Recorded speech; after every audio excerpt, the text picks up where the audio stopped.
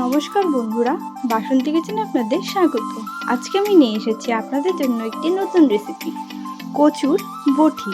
চলো রেসিপিটা দেখে নেই। প্রথমে আমরা কচুটাকে কুচি কুচি করে কেটে ধুয়ে নিয়েছি। তারপর একটি কড়াইতে তেল দিয়ে তেলটা গরম হয়ে গেলে ফোড়নে কালো জিরে ও শুকনো লঙ্কা দিয়ে নেড়েচেড়ে নিচ্ছি। এখন এর মধ্যে কুচনো পেঁয়াজ দিয়ে নেড়েচেড়ে নিচ্ছি। পেঁয়াজটাকে আমরা লাল লাল করে ভেজে নেব। পেঁয়াজটা ভাজা হয়ে গেছে। এখন এর মধ্যে আমরা কুচনো কচুগুলো দিয়ে দিচ্ছি। এখন সামান্য হলুদ, সামান্য কাশ্মীরি লঙ্কার গুঁড়ো ও গরম মশলা দিয়ে নেড়ে চেড়ে নিচ্ছি।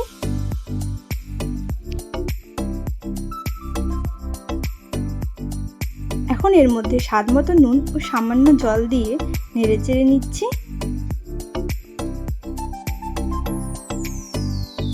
এখন এটাকে আমরা কিছুক্ষণের জন্য ঢেকে দিচ্ছি।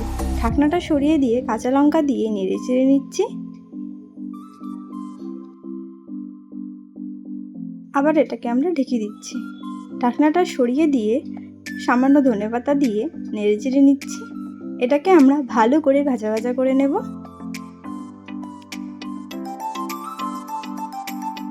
এটা ভাজা ভাজা হয়ে গেছে, এখন নামিয়ে নিচ্ছি।